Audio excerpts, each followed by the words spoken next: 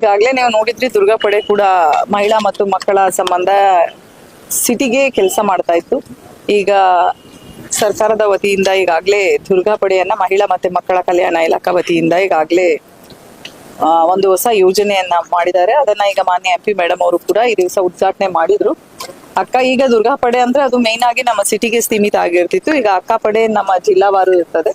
ಮತ್ತೆ ಮಹಿಳಾ ಮತ್ತೆ ಮಕ್ಕಳಿಗೆ ಸಂಬಂಧಪಟ್ಟಂತಹ ಅವೇರ್ನೆಸ್ ಪ್ರೋಗ್ರಾಮ್ ಮಾಡುವಂಥದ್ದು, ಎಲ್ಲಾ ಕಡೆ ಹೋಗಿ ಪೋಕ್ಸೋ ಕೇಸಸ್ ಬಗ್ಗೆ, ಮಹಿಳಾ ಮಕ್ಕಳ ದೌರ್ಜನ್ಯದ ಬಗ್ಗೆ ಅವೇರ್ನೆಸ್ ಮೂಡಿಸುವಂಥದ್ದು, ಅದ್ರ ಜೊತೆಗೆ ಸಂಚಾರಿ ನಿಯಮಗಳ ಬಗ್ಗೆ, ಸೈಬರ್ ಕ್ರೈಮ್ ಬಗ್ಗೆ, ನಮ್ಮ ಸಹಾಯವಾಣಿಗಳಾಗಿರುವಂತಹ 1098, 181, 1930, 112ಗಳ ಬಗ್ಗೆ ಕೂಡ ಅವೇರ್ನೆಸ್ ಮಾಡುವಂಥದ್ದು.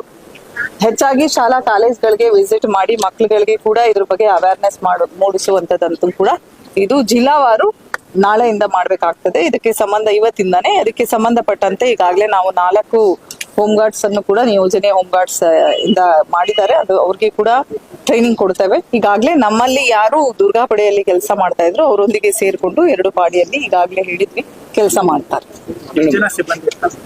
ಇಬ್ರು ನಮ್ ಕಡೆಯಿಂದ ಅವ್ರ ಕಡೆಯಿಂದ ಇಬ್ರು, ಟೋಟಲ್ 4 ಜನ ಇರ್ತಾರೆ. ಇವತ್ತಿನ ದಿನ ನಮ್ಮ ಉಕ್ಕಿನ ಮಹಿಳೆ ಅಂತ ಇಡೀ ದೇಶ ವಿದೇಶದಲ್ಲಿ ಪ್ರಸಿದ್ಧರಾದ ಮಾಜಿ ಪ್ರಧಾನಮಂತ್ರಿಗಳಾದ ಶ್ರೀಮತಿ ಇಂದಿರಾ ಗಾಂಧಿ ಅವರ ಜನ್ಮದಿನದಂದು ನವೆಂಬರ್ 19 ಬೆಂಗಳೂರಲ್ಲಿ ಮಹಿಳಾ ಮತ್ತು ಮಕ್ಕಳ ಇಲಾಖೆಯ ವತಿಯಿಂದ ಅಕ್ಕಪಡೆಯನ್ನ ಲಾಂಚ್ ಮಾಡಬೇಕು ಅಂತ ಅವಾಗಲೇ ಏನು ಫೇಸ್ 1 ಅಲ್ಲಿ ನಮ್ಮ ಸಚಿವೆ ಲಕ್ಷ್ಮಿ ಹೆಬ್ಬಾಳ್ಕರ್ ಅವರು ಕಾರ್ಯಕ್ರಮದಲ್ಲಿ ಹೇಳಿದ್ರು.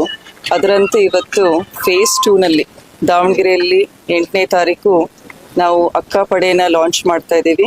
ಅಕ್ಕಪಡೆ ಮೇನ್ಲಿ ನಮ್ಮ ಮಹಿಳೆಯರ ಮತ್ತು ಮಕ್ಕಳ ಸುರಕ್ಷತೆ ಮತ್ತು ಸೆಕ್ಯೂರಿಟಿ ಕನ್ಸರ್ನ್ಸ್ ಇಂದ ನಾವು ಇದನ್ನ ಜಾರಿ ಮಾಡಿರೋದು. ಬೆಳಿಗ್ಗೆ 7 ಗಂಟೆಯಿಂದ ಸಂಜೆ 8 ಗಂಟೆ 2 ಶಿಫ್ಟ್ ನಲ್ಲಿ ಈ ಒಂದು ಟೀಮ್ ರೆಗ್ಯುಲರ್ ಆಗಿ ವರ್ಕ್ ಮಾಡುತ್ತೆ. ಸಹಾಯವಾಣಿಗಳು 1098 ಮತ್ತೆ 181, 112 ಅನ್ನೋದು ಪ್ಯಾನ್ ಇಂಡಿಯಾ ನಂಬರ್ ಆಗಿರುತ್ತೆ.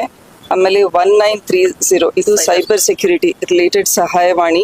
ಈ ಸಹಾಯವಾಣಿಗೆ ಸಾರ್ವಜನಿಕರು ಫೋನ್ ಮಾಡಿದ್ರೆ ಇಮಿಡಿಯೇಟ್ಲಿ ನಮ್ಮ ಟೀಮ್ ಹೋಗ್ಬಿಟ್ಟು ಅಲ್ಲಿ ಅಟೆಂಡ್ ಮಾಡ್ತಾರೆ.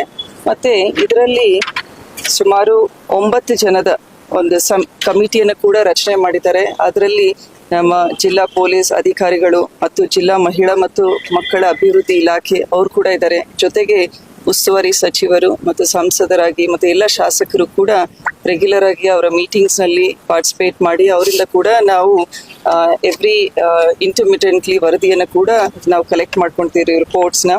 ಸಾರ್ವಜನಿಕರಲ್ಲಿ ಈ ಸಹಾಯವಾಣಿಯನ್ನ ಅವ್ರು ಕೂಡ ಮೊಬೈಲ್ನಲ್ಲಿ ಸೇವ್ ಮಾಡಿಕೊಂಡು ತಮ್ಮ ಶಾಲಾ ಕಾಲೇಜ್ ಇರ್ಬೋದು, ಹಾಸ್ಟೆಲ್ ಇರ್ಬೋದು, ಸಾರ್ವಜನಿಕ ಸ್ಥಳಗಳು, ಹಾಸ್ಟೆಲ್ ಮತ್ತೆ bus stop, railway station, cinema halls ಇರ್ಬೋದು, ಪಾರ್ಕ್ ಇರ್ಬೋದು, ಅಲ್ಲಿ ಯಾವುದೇ ರೀತಿಯಾದ ಸಮಸ್ಯೆ ಅವ್ರಿಗೆ ಅನಿಸಿದ್ರೆ